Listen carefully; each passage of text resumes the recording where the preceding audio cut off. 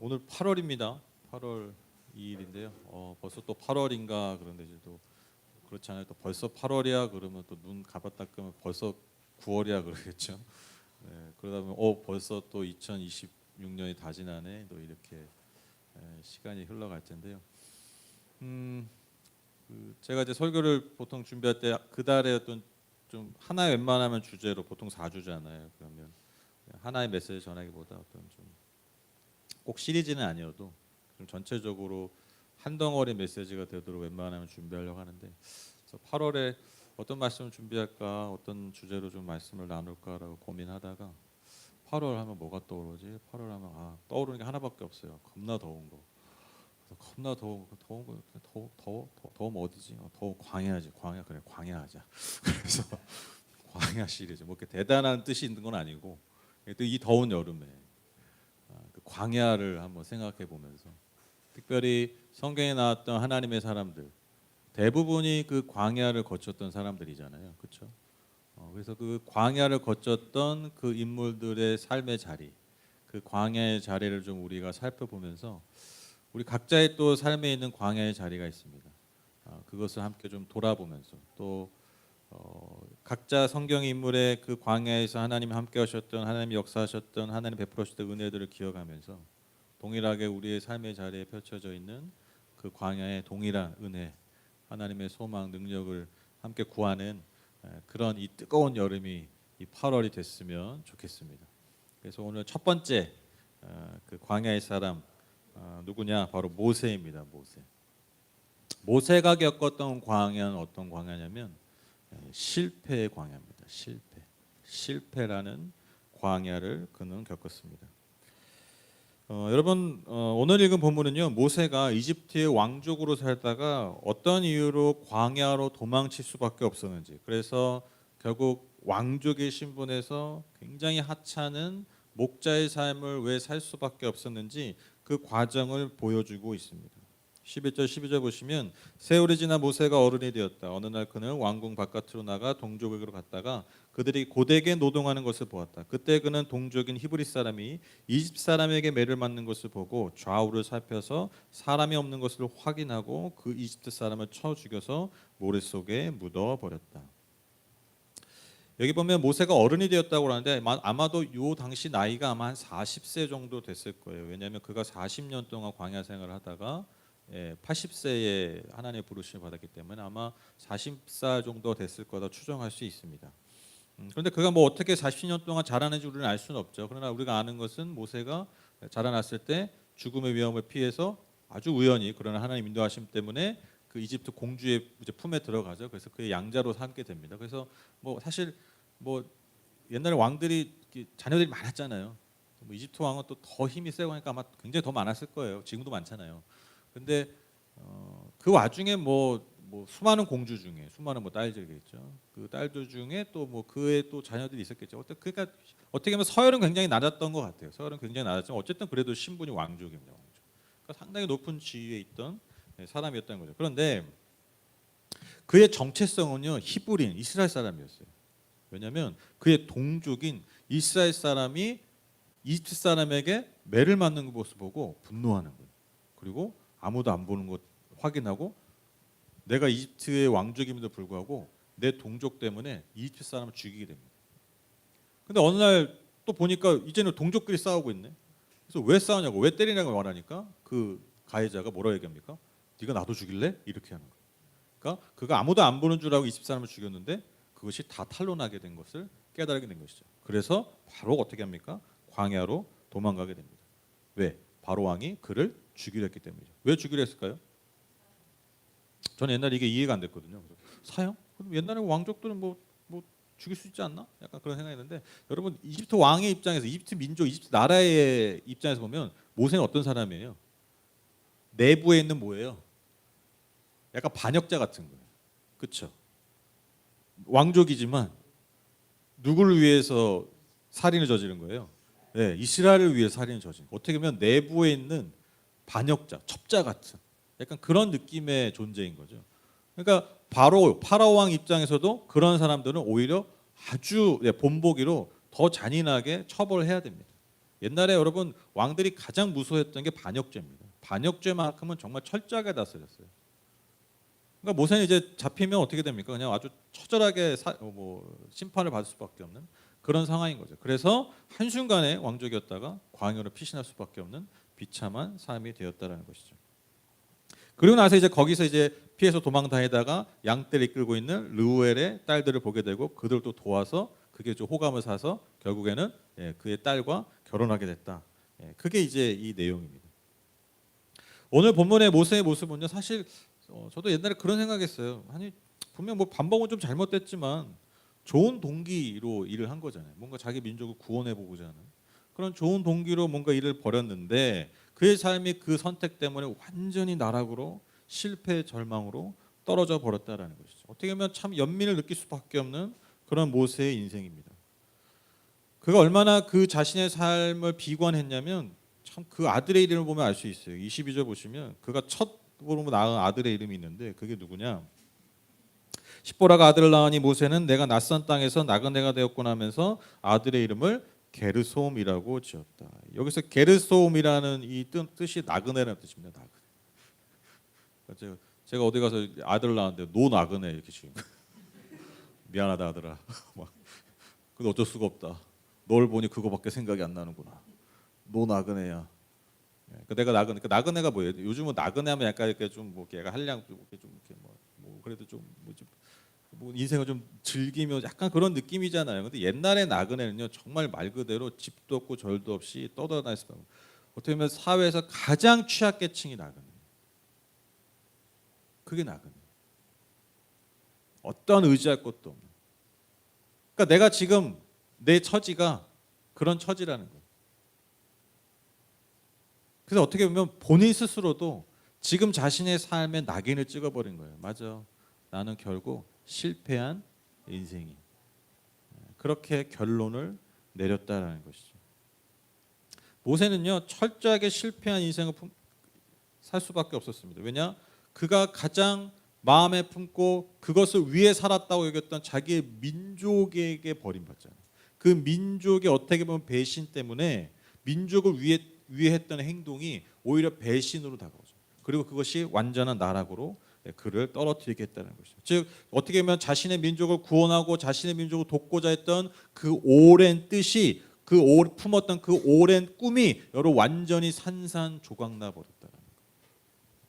또 바로가 자신의 생명 위협합니다. 또 환경 또한 완전히 몰락해 버렸어요. 옛날에는 모든 풍족한 것들을 누렸지만 지금은 그 척박한 광야에서 여러분 짐승의 똥오줌을 냄새를 맡고 그것이 내 온몸에 붙고 언제 나를 죽일지 모르는 그 들짐승들의 그 공격에 늘 자신을 긴장하며 살 수밖에 없는 그런 비참한 인생이 되었다라는 것이죠. 아마도 당시에 모세를 잘 아는 모세의 과거와 현재를 잘 아는 사람이 그를 봤다면 여러분 반드시 당연하게 모세를 그렇게 생각했을 것입니다. 모세의 인생 참 기구한 인생이야. 어떻게 저런 인생이 다 있냐. 그것이 철저한 팩트, 사실이라는 것이죠. 아무도 부인할 수 없습니다. 그가 실패한 인생이라는 것이죠. 그러나 중요한 게 무엇입니까? 어느 누구도 여러분 우리가 모세를 향해서 그의 인생이 실패했다라고 여기지 않는다는 거예요. 아무도 모세를 실패했다라고 부르지 않는다는 것입니다. 왜 그렇습니까? 우린 잘 알죠. 누가 봐도 사실은 실패한 그 모세를 하나님이 그 광야에서 부르시고 이스라엘 역사상 가장 위대한 지도자로 세우셨기 때문입니다. 즉 모세의 삶 전체를 아는 사람이라면 결코 이 광야의 순간을 모세의 실패의 순간이라고 말할 수 없는. 다시 말씀드립니다. 모세의 전체의 삶을 아는 사람들이라면 우리는 알잖아요. 그렇기 때문에 우리는 이 광야의 삶을 실패한 삶이라고 정의 내리지 않는다. 오히려 모세가 광야로 도망간 것은요, 그가 이스라엘 민족을 구원하려 했던 그 실패의 자리가 아니라 오히려 그를 진짜 이스라엘 민족을 구원하는 그 구원자로서의 삶을 준비하는 시기가 되었다라는 거예요. 그는 왕의 힘으로 왕족의 힘으로 그 민족을 구원하려 했지만 그 힘이 소용이 없었죠. 그러나 그가 이스라엘 민족을 구원하는 인도자가 되기 위해서 먼저 그가 왕의 힘이 아니라 뭘 사용해야 했습니까? 그가 정말 양들을 치면서 그 말 더럽게 안 듣는 앞만 보고 가는 그 양들을 40년 동안 치면서 이스라엘 민족을 더 더럽게 말 안 듣는 그 이스라엘 민족을 인도할 하나님의 구원자로서 준비되고 있었다. 이처럼 하나님의 방법과 인간의 방법은 다릅니다. 우리의 방법은 뭐예요?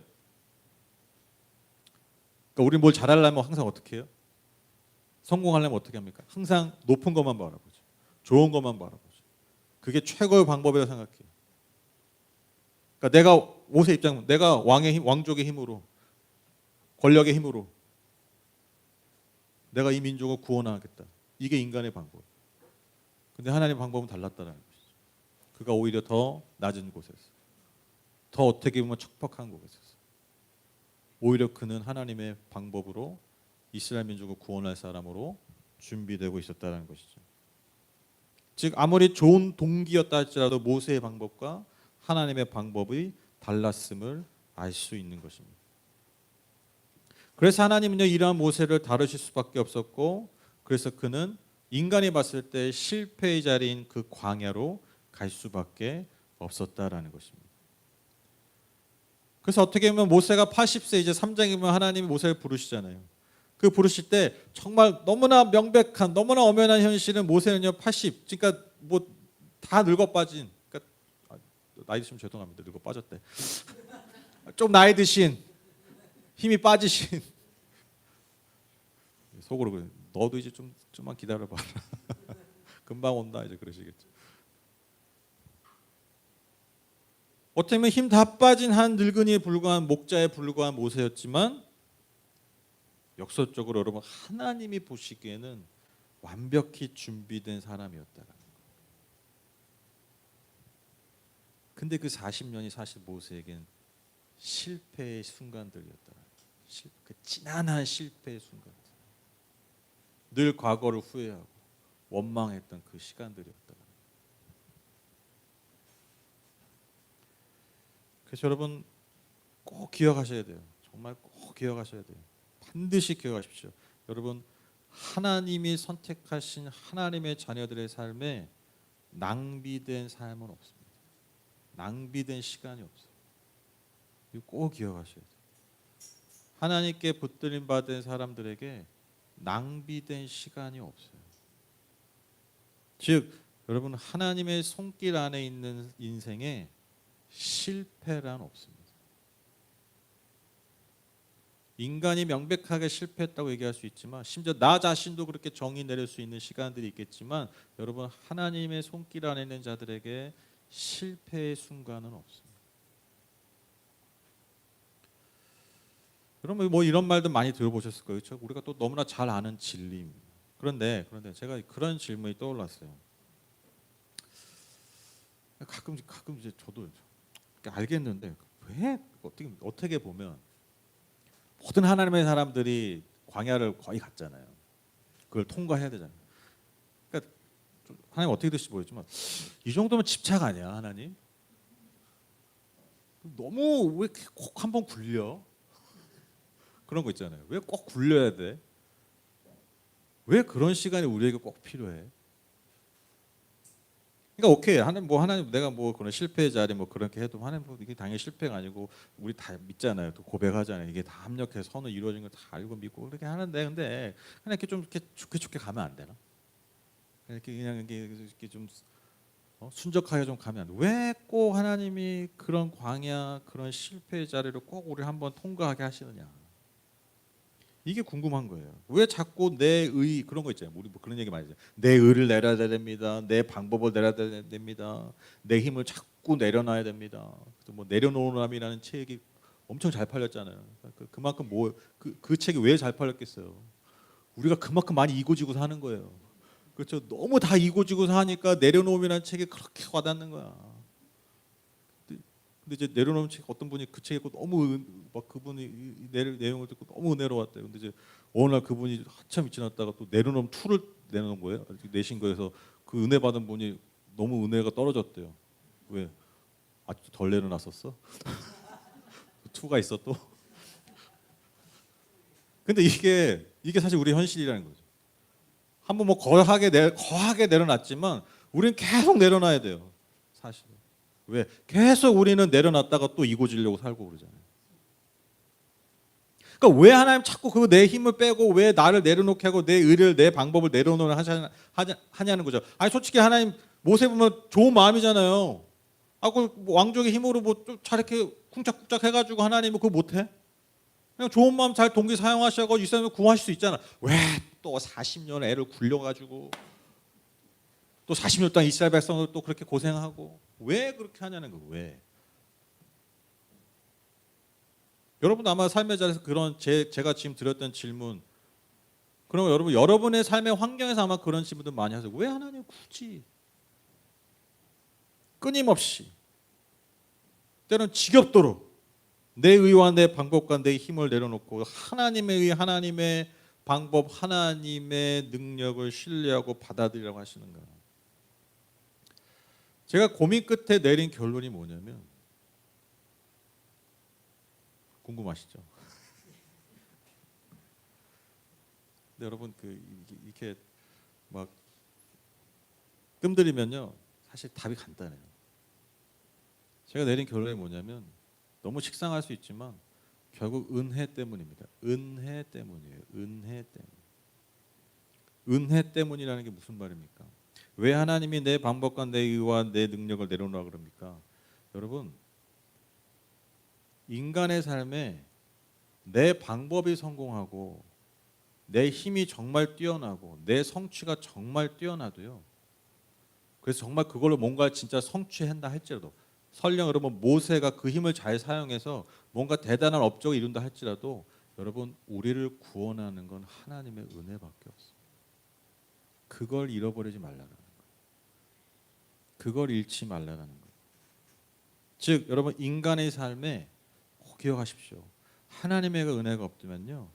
그 어떠한 힘과 성취와 노력도요. 결국 실패로 귀결됩니다. 근데 우리가 하나님의 은혜 아래 있으면요. 그 어떠한 힘도 없고 성취도 못했고 실패한다 할지라도 그게 우리의 실패가 아니라는 이 차이를 아시겠죠. 그러니까 결국 그걸 가르는 기준이 뭐예요? 내 삶에 하나님의 은혜가 있냐. 즉 이걸 반대로 얘기하면 내가 여전히 내 힘을 붙들고 있고 내 의를 붙들고 있고 내 방법을 고수하려 한다면요. 여러분 하나님의 은혜가 내 삶에 일하실 수가 없어요. 흘러 들어올 수가 없어요. 그러니까 그걸 내려놓으니까 뭐가 흘러 들어오는 거예요? 하나님의 은혜가 흘러 들어오는 거죠. 그 은혜가 내 삶에 역사하는 거죠. 그러니까요, 내 실패의 자리, 그 실패의 광야가 그냥 내 처절한 삶의 증거가 아니라 오히려 하나님이 새롭게 역사하시는 새로운 출발의 장이 되는 것입니다. 그 기준이 뭐라고요? 하나님의 은혜입니다. 제가 아까 그런 말씀드렸죠. 하나님의 손길 가운데 인생에 실패는 없다. 왜 이 말이 진리입니까? 바로 그 실패의 자리에 오히려 역설적으로 하나님의 은혜만이 강력하게 역사하기 때문에. 그래서 우리가 제대로 이제 깨달을 수 있습니다. 왜 하나님은 우리를 실패의 광야로 인도하시는가? 내 힘, 내 의, 내 방법에 함몰되어서 나 스스로 뭔가 이 세상 나 자신을 구원하려고 하는 그 나의 모든 노력들, 그 뜻을 내려놓고 그 끝이 결국 실패할 수밖에 없는 그 실패의 자리를 이제는 끊고 우리를 은혜의 자리, 진정한 구원의 자리로 부르시기 위해서라는 것입니다.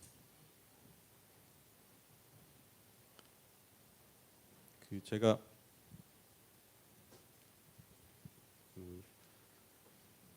이분 요즘 종종 보고 있는데 여러분 이분이 김미경 대표인데 제가 이분 예전에 코로나 때 이렇게 유튜브 엄청 열심히 하시더라고요. 근데 이제 좋은 정보들이 많아가지고 이렇게 종종 봤어요. 원래 이분이 유명한 강사 출신이잖아요. 여러 강사하게 하시는데 이렇게 제가 좋아하는 스타일은 아니에요. 여러분도 아마 호불호가 좀 강하실 거예요. 이분 좀 말이 좀 세고 이렇게 제가 좋아하는 강사 스타일은 아닌데 근데 이제 확실히 컨텐츠는 있는 분이에요. 컨텐츠가 있어가지고 제가 이렇게 종종 이렇게 보던 분인데 제가 어느 날 이제 한 몇 개월 전인가 이렇게 우연히 이렇게 보는데 아니 이렇게 사람이 인상이 너무 많이 달라졌더라고요. 그래서 인상이 너무 많이 달라져가지고 뭔 일 있었나? 그랬는데 성형을 했나? 그랬는데 네, 정말 인상이 너무 많이 달라졌어요. 이제 옛날 사진과 비교해보면. 근데 이제 인스타 이렇게 우연히 보는데 아니 신앙 고백을 하고 있는 거예요. 인스타에서 개인 인스타에서 그래서 이분 예수를 믿어. 근데 이제 그 제가 이분의 이렇게 하다 우연히 이렇게 간증을 들었는데 이분이 강사로 엄청 잘 나갔잖아요. 뭐 TV에도 많이 나오고 엄청 돈을 많이 벌고 자기 회사 따로 있을 정도로 돈을 많이 벌었는데 코로나가 딱 터지고 나서 다 못 모였잖아요. 정말 이게 자기 회사 통장에 정말 영원히 꽂혔대요. 영원. 수입이 진짜 1도 없었대. 그래서 비상이 나가지고 이걸 어떻게 해결할까 하다가 방법을 발견한 거야. 이제 온라인의 시대가 왔다. 그래서 온라인 강의 막 이런 것들을 막 열심히 한 거예요. 근데 정말 이게 초대박이 났대. 그래서 뭐 자기가 뭐 심지어 새벽에 라이브 방송을 키면 최대 2만 명이 접속했대. 이거 엄청난 거거든요. 그러니까 진짜 난리가 났대. 그래서 자기 회사가 직원 7명이었는데 100명이 넘어갈 정도. 갑자기 회사가 엄청나게 성장을 했대. 그래서 막 투자 받고 그래서 막 열심히 사업을 키웠는데 막 그렇게 또 막 여러분 아시죠? 원래 사업을 키우려면 내 돈만 가지고 안 돼요. 물 들어올 때 노 져온다고 그러잖아요. 물 들어 노를 저으려면 나는 노가 몇 개 없어. 그래서 남의 노를 빌려와야 돼. 그래야 큰 배를 몰 수가 있어요. 그러니까 남의 노가 뭡니까? 결국 빚이잖아요. 투자도 받고 이게 막 한 거야. 근데 또 잘 나갈 줄 알았는데 어떻게 돼요? 코로나 끝났네. 그리고 또 썰물처럼 다 인터넷 온라인에서 다시 다 오프라인으로 가버렸대. 그때 다 그랬잖아요. 이제 다 온라인으로 완다. 뭐 다 이제 뭐 뉴노멀 시대, 뉴노멀 시대. 막 그때 예배도 이제 다 온라인으로 한다 그랬잖아요. 이제 안 드려. 그걸 아예 안 나가면 안 나가지. 여러분 예배당에서 드리지. 여러분 온라인 예배 안 하잖아요. 마찬가지죠. 인간이 그런 존재가 아니거든. 어찌됐건. 그래서 정말 적자가 나기 시작하고 막 하려고 했던 게 다 캔슬이 되고 그래서 그걸 메꾸려고 막 고군분투 사니까 3개월인가를 집에를 못 들어갔대. 안 들어갔대. 그걸 메꾸려고. 그러다가 번아웃이 오고 우울증이 오고 자기한테 독한 말을 하고 내 가족, 내 주변에게 이 독을 막 뿜어내기 시작하고 죽이는 말을 하기 시작하고 이제 그게 컨트롤이 안 되더래.